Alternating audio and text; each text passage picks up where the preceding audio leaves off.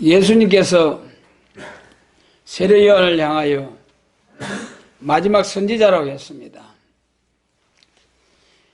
이 세례요한이 유대교에서 기독교로, 민족 종교에서 세계적인 종교로 개혁을 했습니다. 우리 기독교에서는 구약시대에 솔로몬 성전과 스룹바벨 성전이 일어난 것과 같이 우리 신약시대에도 영혼구원을 위한 천국복음을 전하는 교회와 또 재림과 심판과 새시대를 증거할 교회가 두 번 일어나게 됩니다. 첫 번째 교회는 일어났고 두 번째 교회는 앞으로 7년 환란 중에 13년 반 동안에 1260일 예언할 교회로 일어나게 됩니다.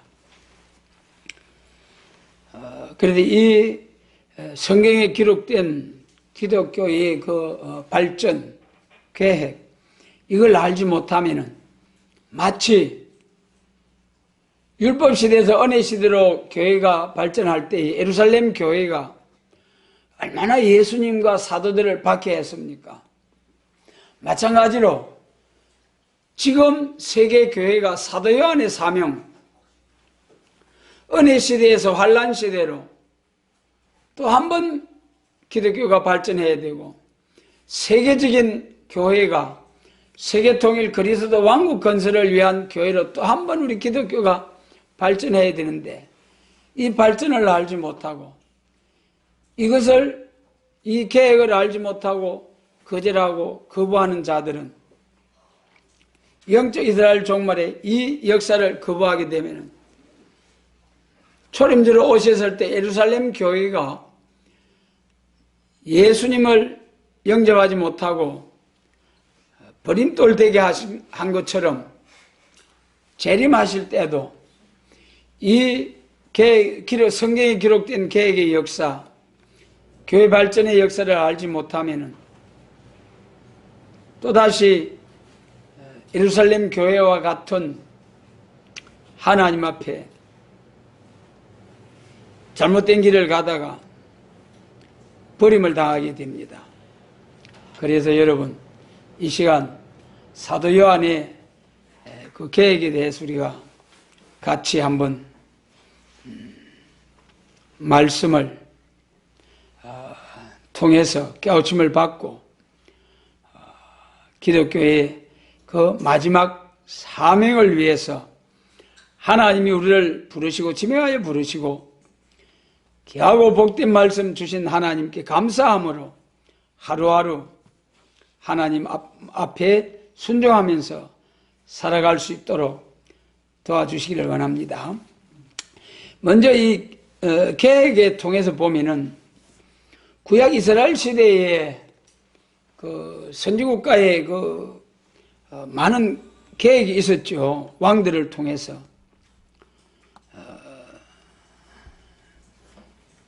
통일왕국 시대를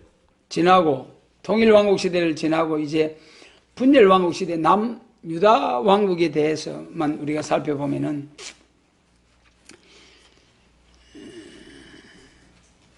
이 역사의 주관자가 하나님이시죠. 그래 육적 이스라엘 때에 나라가 얼마나 많이 북이스라엘 말할 것도 없고 남유다까지도 많이 부패하고 하나님 앞에 책망 많이 받았어요. 그러나 육적 이스라엘 시대에 왕, 선지자, 제사장이 깨어 있어서 율법을 바로 지켜나가도록 하고 우상을 제해버리고 말씀을 순종할 때 하나님께서 나라를 축복하시고 또 우상숭배에 빠지고 말씀을 거스를 때에 이방 나라를 들어서 이스라엘을 유다를 치고 했습니다. 그래 유다 왕국에서는 왕, 제사장, 선지자들이 깨어 있을 때에 나라가 율법을 바로 지키게 되고 복을 받았습니다. 그러면은 그때 여러 왕이나 선지자나 제사장이 깨어 있으므로 나라가 바로 세워졌는데, 그때 아무리 그 왕이나 선지자 제사장들이 율법을 바로 세우게 해도 율법 시대에서 은혜 시대로 개혁하는 발전하는 역사는 세례 요한만이 그 일을 하게 되었던 것이죠. 그래서 이 유다 나라의 그 역사를 보면은 참 훌륭한 왕들이 들어있죠. 남유다 왕국 중에서 아사 왕 같은 경우에 보면은 자기 어머니가 우상을 만들고 우상 숭배를 했어요. 태후의 위를 확 없애버리고 평민으로 서민으로 만들어버리는 그런 결단력 있는 개혁을 했습니다. 여호사밧 왕도 훌륭한 왕이죠. 여호사밧 왕도 참 우상을 폐하고 전국의 백성들에게 그 율법을 가르치고 참 훌륭한 왕이었어요. 그런데 이 여호사밧 왕은 유다의 그 개혁을 했지만은 아합과의 교제를 통해서 완전히 그 가정 가문이 몰락하고 맙니다. 참 얼마나 안타까운 일인지요.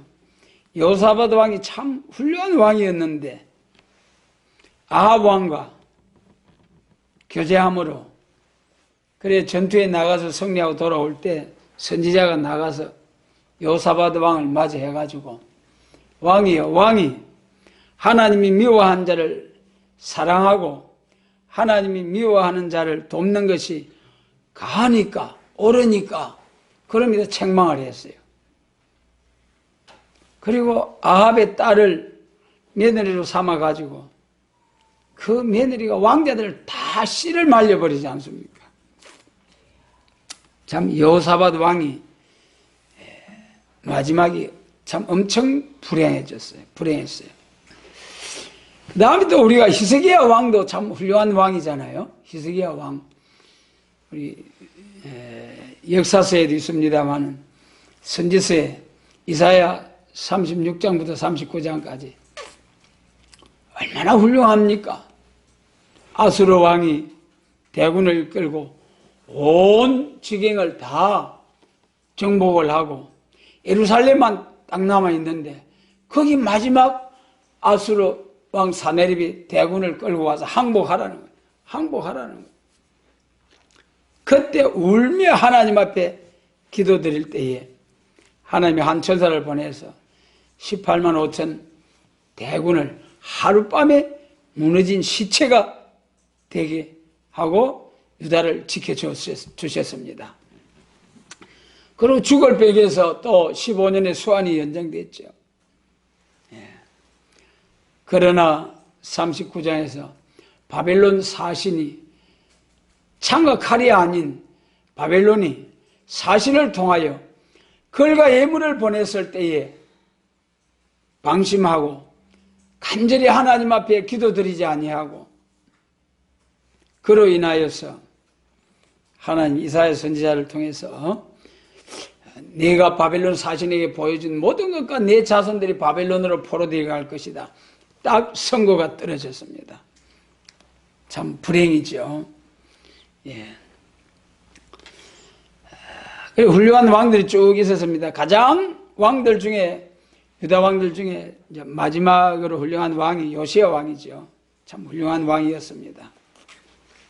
요시야 왕에 대해서는 열왕기하 22장, 23장, 역대하 34장, 35장에 그 왕의 요시야 왕의 역사에 대해서 기록되어 있습니다. 요시야 왕이 8살의 왕이 되어가지고 정신을 차리고 왕이 된 지 8년 만에 계획을 시작하고 우상을 모두 이제 우상을 전부 다 불사르고 또 그 제사장들을 피하고 우상숭배에 한 제사장들을 피하고 그들의 제사장들을 뼈까지라도 싹 불살라가지고 모두 불살하고 흩어버리고 또 산당의 제사장들을 전부 다 단위에서 죽이고 엄청난 피를 흘리면서 계획을 했습니다. 그래서 이 요시야 때에 참으로 엄청난 유월절을 사무엘 선지자 이후로 최대 유월절 명절을 지키는 그러한 이 왕이 요시야 왕이죠. 그렇게 이 훌륭한 왕들이 그때그때 일어나서 해이해진 나라를, 우상숭배하는 나라를 새롭게 하고 강하게 하고 하나님이 복을 주실 수 있는 나라로 세우는 참 귀한 계획을 했습니다마는 그 유다의 왕들의 계획과 오늘 제가 말씀드리고자 하는 세례 요한의 계획의 차이점, 이것을 여러분 자세히 들으시고 마음이 깊이 새길 수 있게 되시길 바랍니다. 이것이 영적 이스라엘 종말, 오늘 우리에게 주신 교훈이 크다는 거예요. 세례 요한을 통해서 유대교를 계획한 것처럼 오늘 은혜 시대도 중세 종교 계획자들이 많이 있었지만은 사도 요한의 계획, 우리 세교를 통하여 앞으로 또 한 번 종교를 계획하게 될 때에 세례 요한처럼 그때 엄청난 큰 변화가 있으므로 그 변화를 따르지 못할 때에 예루살렘 교회처럼 많은 사람이 메시아가 왔어도 영접지 못하고 버림을 입게 되는 역사가 있다. 예수님의 재림을 앞에 놓고 많은 사람이 예수님 재림하시는 날 때를 따른 양식으로 양육을 받지 못함으로 버림을 당할 수 있다는 것이죠. 그래서 이렇게 이스라엘의 훌륭한 왕들이 많이 있었지만은, 여러 왕들이 있었지만은 그 계획도 참으로 귀하고 복된 일이죠. 이스라엘 나라를 다시 부흥케 하고 강하게 해서 복되게 했습니다. 그러나 그 다음에 세례 요한의 계획에 대해서 보면은 세례 요한이 어떤 사람이냐. 우선 세례 요한은 누가복음 1장에 세례 요한의 탄생에 대해서 잘 자세히 나와 있습니다.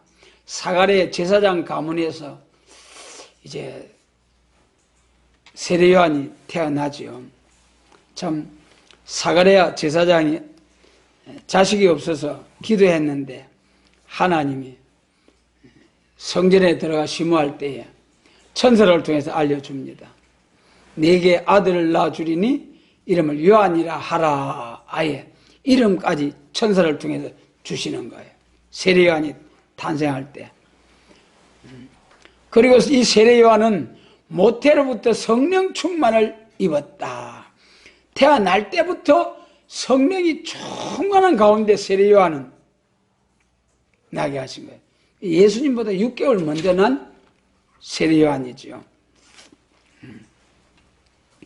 이 세례 요한에 대해서는 우리 예수님도 증거를 하셨어요. 이 세례 요한은 여자가 낳은 자 중에 세례 요한보다 큰 자가 없도다. 예수님도 세례 요한이 큰 선지자다. 큰 선지자라는 게 무슨 뜻이겠습니까? 구약의 선지자들은 전부 메시아 온다 메시아가 옵니다 이렇게 예언만 하고 다 헐거로 돌아갔어요. 그리고 세례 요한은 어떤 사람입니까?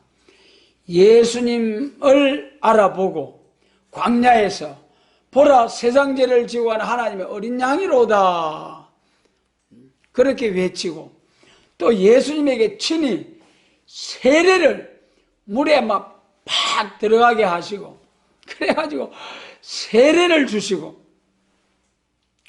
그때 물에서 올라오실 때에 하늘에 소리 나가지고 내 사랑하는 아들, 내 기뻐하는 자다. 그렇게 예수님에게, 메시아 그리스도에게 세례를 주시고 세상에 세상죄를 지고 가는 하나님의 어린 양이로다.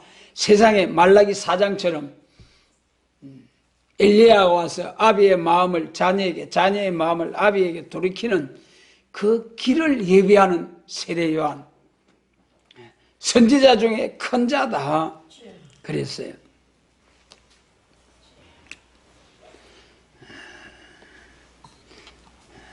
그리고 또 이제 세례 요한은 자신을 가리켜서 뭐라고 했느냐, 사람들이 세례 요한이 침례를 주고 막 능력 있게 권세 있게, 그 예루살렘 사람들도 세례 바르들어 나올 때에 세례 요한이 뭐라고 했습니까? 서기관 바리새인 이 사람들을 향해서 독사의 자식들아 하면서 책망을 한 거예요. 도둑놈들 보고 독사의 자식이라고 하면 그거 뭐 할 말도 없었겠네. 자칭 유대인이라 하면서 서기관 바리새인 정통이라 하는 이런 사람들을 향하여 독사의 자식들아. 그런데 책망한 선지자, 오늘로 말하면은 한국 교회 지도자들을 향하여 독사의 자식들 하면서 목사 장로님들을 향하여 독사의 자식들을 책망한 거예요, 여러분. 그리하면서 세례 요한이 유대 광야에서 외칠 때에 유대인들이 네가 누군데 도대체 그렇게 당당하게 큰 소리로 외치고 그렇게 하느냐? 네가 누구냐? 그리 물었어요. 네가 선지자냐? 네가 그리스도냐? 그때 세례 요한은 자신을 과장하지도 않고 자기가 숭배받으려고 하지도 않고, 거짓 선지자들 같으면 어떻습니까? 억지로도 사람을 모아가지고 자기를 드러내려고 했었는데 세례 요한은 그랬어요. 나는 마태복음 3장에서 저는 선지자 이사야로 말씀하신 자라 일러서되 광야에서 외치는 자의 소리가 있어 가로되 너희는 주의 길을 예비하라. 그래서 이사야로 말씀하신 나는 광야에서 외치는 자의 소리로라 그랬어요. 이사야 40장 3절이죠. 이사야 40장에서 예수님 오시고부터 시대적인 역사를 말씀하실 때에 사제의 소식, 초림주로 오신 그 소식은 이사야 40장 3절에서 광야에서 외친다. 그 말씀대로 세례 요한이 유대 광야에서 회개를 외치고 주의 길을 예비하고 팽창케 하시는 역사, 복음. 그래서 세례 요한이 증거한 그 초림주로 오신 메시아 그리스도를 통하여 십자가 지신 예수님을 통하여 모든 사람이 하나님을 아버지로 섬길 수 있는 하나님의 자녀가 되는 권세를 주시는 은혜 시대가 시작이 된 거죠. 그래서 세례 요한은 자기를 숨기지 아니하고 드러내서 내가 메시아냐. 그래, 그때 얼마나 숭배받기 좋습니까? 그래, 내가 메시아다. 그래 할 수도 있죠. 그러나 그래 하지 아니하고 나는 선지자 이사야의 말한 바 광야에서 외치는 자의 소리로라. 그러면서 하신 말씀이 요한복음 3장 29절에서 신부를 취하는 자는 신랑이니 서서 신랑의 음성을 듣는 친구가 크게 기뻐하나니 나는 이러한 기쁨이 충만하였노라 그랬어요. 그러면서 그는 말씀 말하기를 그는 흥하여야 하겠고 나는 쇠하여야 하리라. 참 이것이 너무 중요한 거예요. 우리 같이 한번 하겠습니다. 그는 흥하여야 하겠고 나는 쇠하여야 하리라. 세례 요한이 어떻게 해서 이런 말씀을 선포할 수 있었느냐? 자기 사명의 한계를 알았기 때문에. 나는 메시아가 아니고 이사야 40장 3절을 위하여 그 사명을 위한 나다. 그리스도를 세상에 소개하기 위한 사명일 뿐이다. 그래서 말이죠. 세례 요한을 따르던 제자들이 가만히 보니까 세례 요한이 예수님에게 세례를 주셨는데 그 예수님이 세례를 주시고 제자들이 그리 막 따라가는 거예요. 그것을 보고 세례 요한의 제자들이 스승이 보고 좀 안타까웠던 모양이죠. 그러게 자기 스승 세례 요한에게 선생님, 당신이 제자들이 당신이 세례를 준 그에게로 다 가나이다 그랬어요. 인간적인 생각 같으면 세례 요한이 얼마나 서운했겠습니까? 가서 당장 데리고 오라 하고, 와 내 제자를 네가 다 데리고 가느냐, 가서 싸움이라 하고 그럴 수도 있을 터인데 사명의 한계를 분명히 알은 사도 요한은 신부를 취하는 자는 신랑이니 서서 신랑의 음성을 듣는 친구가 크게 기뻐하나니 나는 이런 기쁨이 충만하다. 너희는 이제 신랑 예수를 따라가거라. 그러면서 가라고 보내주는 거예요, 여러분. 이제는 예수님 따라가라. 그러면서 자기 삶의 한계를 느끼고 나는 이러한 신랑의 음성을 듣는 친구가 크게 기뻐하나니 한 것처럼 나는 이러한 기쁨이 충만하였다. 예수님을 소개하고 증거하는 것으로 내 사명을 다했으니 나는 기쁨이 충만하다. 너희는 이제부터는 나를 따르는 것보다도 메시아 그리스도를 따라가라. 얼마나 귀한 일인지요.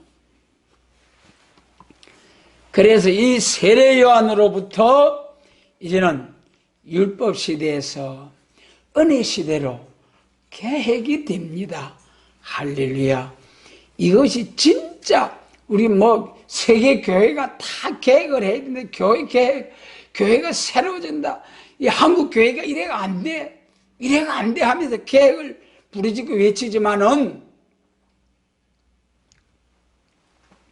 마치 구약 유다 왕국이 율법을 지켜야 할 유다가 부패해서 우상 섬기고 우상의 산당을 만들고 우상 섬기는 제사장들을 세우고 그래가지고 안 돼 하면서 어려운 왕이나 제사장 선지자가 나타나가지고 확 재버리고 불살라버리고 우상을 섬기던 제사장들을 잡아서 단위에서 불사르고 뼈를 불사르고 흩어버리고 이래가지고 나라를 새롭게 하면서 계획을 해왔습니다마는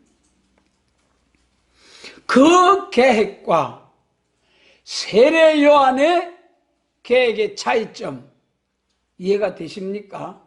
이걸 잘 구분을 하셔야 새일교회 성도로서 마치 바울 사도께서 율법과 은혜를 율법으로는 흠이 없는 자로라 하신 그 율법의 선생으로서 은혜 시대에 성령을 받고 은혜를 받고 보니 큰 사도가 되어서 정말 일을 많이 한 것처럼 오늘 우리들도 이 세례 요한의 계획과 사도 요한의 계획에 대해서 잘 분별을 해서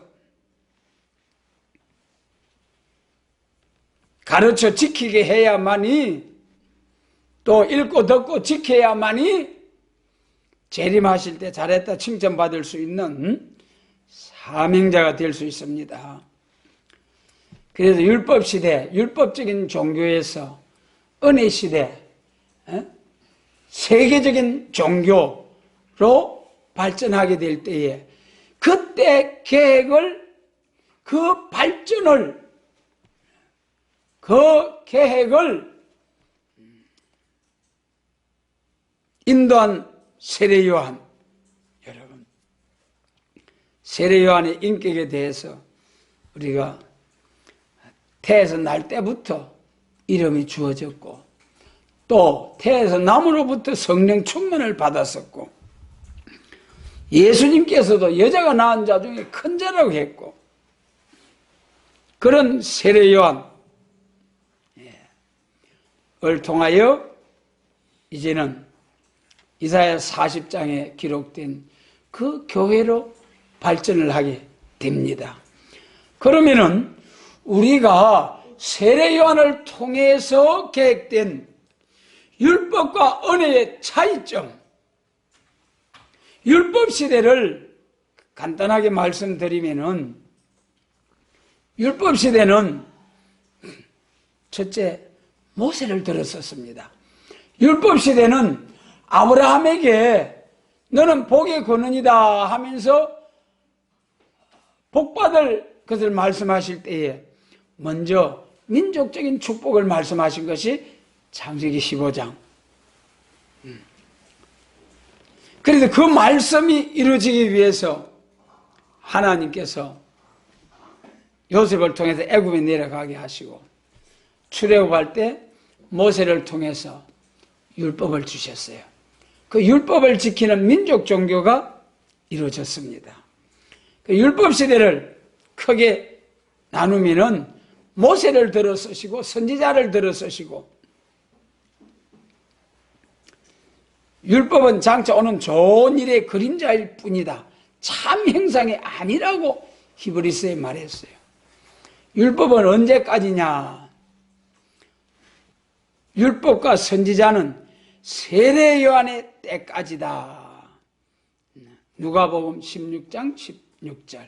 그러니까 율법의 증거는 세례 요한이 마지막 율법 시대 선지자고, 세례 요한 때까지가 율법의 끝이라는 거예요. 끝. 그럼 율법 시대에서 은혜 시대로 발전했는데, 율법 시대 요점이 뭐냐? 모세를 들어서 율법을 기록하게 했다. 율법의 세 가지 요점: 선민행정법, 성전도행법, 속죄, 제사법. 그 다음에 두 번째, 선지자들을 통해서 선지서를 기록했어요. 율법시대 아주 중요한 겁니다. 율법시대 민족 종교를 위해서 이스라엘 민족이 지켜야 할 법을 주시고, 모세를 통하여, 그 다음에 선지자들을 통하여 빠짐없이, 이사야 34장 16절에 빠진 것이 없고 짝이 없는 것이 없다. 장차 될 일을 다 기록하였노라. 이사야 46장 10절. 이렇게 선지자들을 통해서 성경을 기록하게 하셨다. 율법은 앞에 세 가지로 말씀드렸죠. 그거는 민족 종교로서 이스라엘 민족을 향한 그 율법, 모든 법률이 되고, 그 다음에 선지자들을 통해서 빠짐없이 명한 것은, 이거는 창세기 22장, 창세기 22장에서 천하 만민이 내 자손을 통하여 복받고 내 자손이 대적의 문을 얻으리라. 내 자손이 하늘의 별 바닷가에 모래와 같이 심히 창대게 되리라. 그 무슨 말입니까? 새 시대 복받는다는 말씀이죠. 그래서 율법 시대에 모세를 들어서 성경을 기록하고, 최초의 모세가 성경을 기록했죠. 그 다음에 선지자들을 통해서 성경을 기록하고, 모세가 기록한 성경은 육적 이스라엘을 위한 창세기 15장에 아브라함의 약속이 성취되는 것이고, 선지자들을 통하여 기록한 말씀은 세계적인 복음 확장, 세계 민족이 복받는 일, 그것이 메시아 오심으로부터 마태복음 1장부터 시작해가지고 계시록 22장 예수님 재림하시기까지 새 시대 이루기까지가 선지자들을 통해서 기록한 말씀이죠. 그래서 선지자들을 통하여 빠짐없이 기록한 선지서의 요점은 물론 그 시대에 유다의 부패를 들어서 책망을 하면서 나타난 말씀이죠. 그때 당시에 이루어지는 것은 예언적인, 예표적인, 율법 전체가 예언이고 예표니까는요. 유다의 바벨론 포로와 해방이 영적 이스라엘 종말의 예표라는 거예요. 그래서 모든 선지를 통해 빠짐없이 명하신 선지서의 세 가지 요점은, 첫째, 메시아가 와서 세계가 다 같이 하나님을 공경하게 되는 일, 천국 복음이 온 세상에 전파된다는 거예요.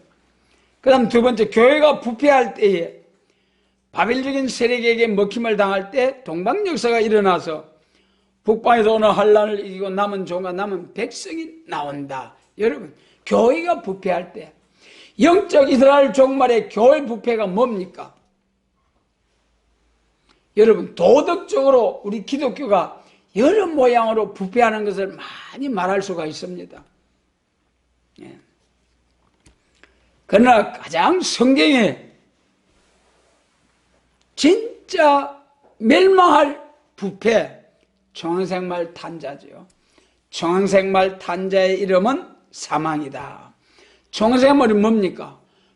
금정말과 붉은 말이 대결 냉정시대를 거쳐오면서 인류 파멸을 당할 수밖에 없는 무력 준비, 계시록 7장 1절 땅과 바다가 피해를 당할 수밖에 없는 이런 무력 준비가 빡 되니까 이제 제발 싸우지 말고 협상하자. 세계 평화를 위해서 협상하자. 그런 협상 시대가 온다는 거예요. 그것이 청원생말이라는 거예요. 이스라엘 33장에 평화의 사신들이 부지런히 다닌다는 거예요. 여러분, 결국은 세계가 인위적인 평화를 향해서 나가게 됩니다. 그러한 때에 바벨론에서 해방받고 돌아온 사람들이 새로운 교회를, 예루살렘을 복구한 것처럼 그러한 때에 새로운 교회가 나온다는 거예요. 교회가 부패할 때에, 바벨적인 세력에 먹힘을 당할 때에 동방 역사가 일어나서, 계시록 7장 2절이죠. 계시록은 이후에 마땅히 될 예언의 말씀이죠. 계시록 7장 이제 해돋는 곳에서 살아야 했으니 하나님의 인의 역사를 들고 나온다. 인치는 역사가 언제 나온다는 겁니까? 언제 나온다는 거예요? 땅과 바다가 피해를 당할 수밖에 없는 무력 준비가 완비되고, 이것을, 이 불을 꺼보려고 뭐 할 때? 바람집을 붙잡을 때, 그때 동방에서 난날, 지금 여러분,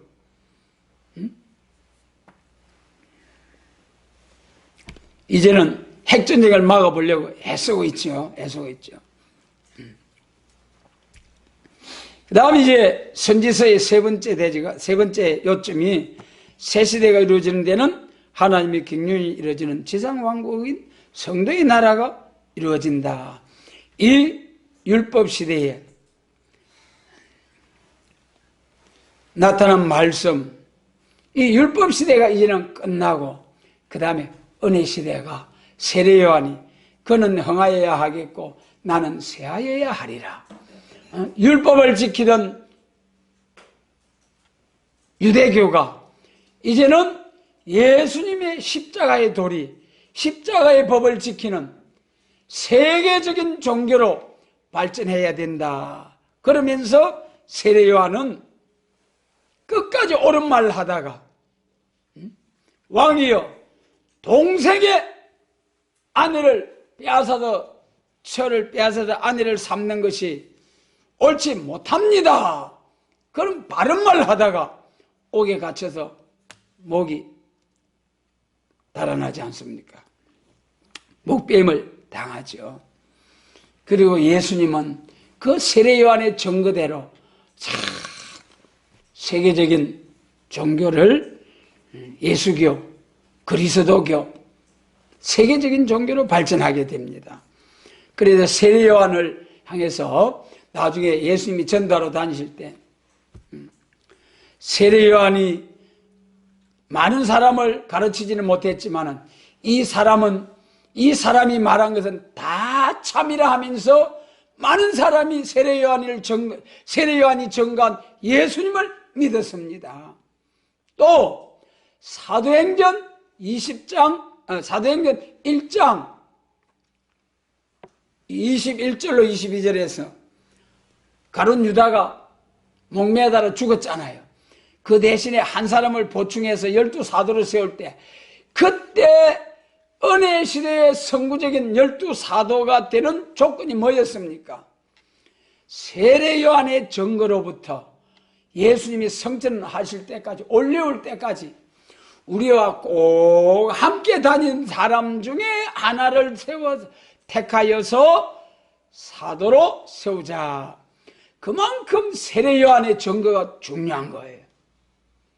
그래서 구약 이스라엘 시대에 계획이 많이 일어났습니다만은 왕국 시대에 이스라엘의 계획이 많이 일어났습니다만은 그 아사, 요사밧, 히스기야 또 마지막 요시야 왕의 엄청난 종교 개혁을 통해서 나라를 반석 위에 세우고 하늘문이 열려지고 주님이 축복하시는 이런 이스라엘 나라로 세웠지만은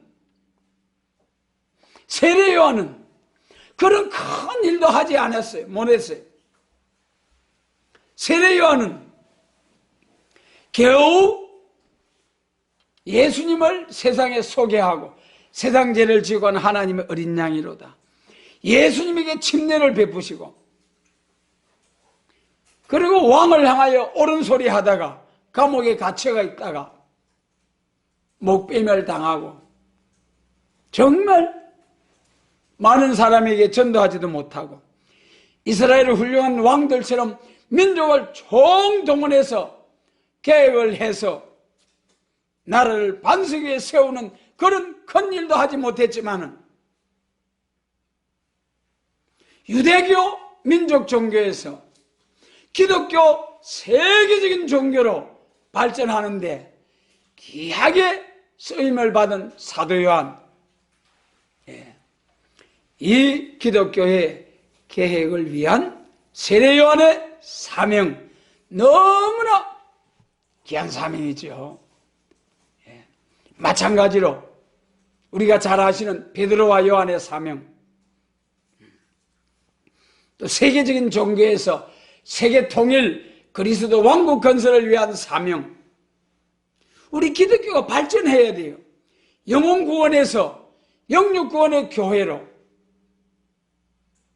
이 발전을 거부하면 마치 초름주로 오셨을 때에 예루살렘 교회가 가장 환영하고 메시아 오심을 축복하고 기뻐하고 영광을 돌려야 할 이 예루살렘 교회가 오히려 예수님을 침뱉고 막대기로 치고 주먹으로 치고 저주하고 그 중에서도 대제사장 안나스와 가야바 이런 대제사장 된 자들이 예수님을 십자가에 내주었습니다.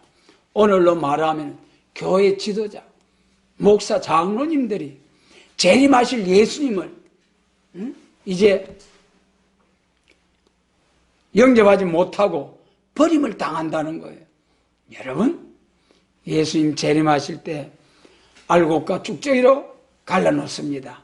무슨 교파냐, 무슨 교파냐, 장로교냐, 감리교냐, 성결교냐, 순복음교회냐, 그것도 중요해요. 그 교단의 신앙 노선이 중요하기 때문에. 그러나 그 같은 교단 안에 있어도 신앙이 천차만별이죠. 오늘날까지는 구원은 1대1입니다. 하나님과 나와의 관계. 어떤 교단, 어떤 교회에 있든지 하나님과 나와의 관계가 바로 되지 못하면은 구원을 받을 수 없습니다. 아무리 정통 노선에 선 교단이나 교회에 있다 할지라도. 그러나 예수님 재림하실 때는 교단 상관없이 알곡교회, 쭉정이 교회, 순금등대 첫대교회, 계시록 17장의 음료바벨교회 딱 둘밖에 없는 거예요. 사도 요한을 통해서 이렇게 갈라놓는 역사가 이후에 앞으로 또 나타나게 됩니다. 이때 우리는 오늘의 교회가 세례 요한과 같은 사명감을 가지고 천국 복음을 전하는 교회가 이제는 영원한 복음, 영원한 언약을 전하는 교회로 발전해야 됩니다. 예루살렘 교회 지도자들도 발전해야 되듯이 세례 요한처럼 메시아가 올 때에 영접하고 자기의 사명은 여기까지다 하면서 예수님에게로 사람들을 인도하는 세례 요한의 계획, 세례 요한의 인격, 그 모습을 보면서 오늘 우리가 사명의 한계, 우리 모두의 사명이 하나님께로부터 나에게 주어진 사명이 뭔가를 잘 깨달아가지고 사명을 위하여 작은 일에 맡은 일에 죽도록 충성할 수 있는 우리 모두가 되어서 참된 재림을 영접할 수 있는 사명대로 세움을 받고 1260일 예언하는, 다시 예언하는 복된 사명을 감당하게 하시고, 또 우리 한국 교회를 이제는 은혜 시대에서 환란 시대로, 새 시대로 세계적인 종교에서 세계 통일 그리스도 왕국 건설을 위한 교회로, 영혼 구원에서 영육 구원의 완전한 교회로 인도에 갈 수 있는 계획을 하는 이 시기에 때를 따라 양식을 나누는 교회로서 하나님께 영광을 돌릴 수 있는 교회와 우리 단체와 우리 심령들 모두가 될 수 있도록 전능하신 주님이 도와주시기를 원합니다.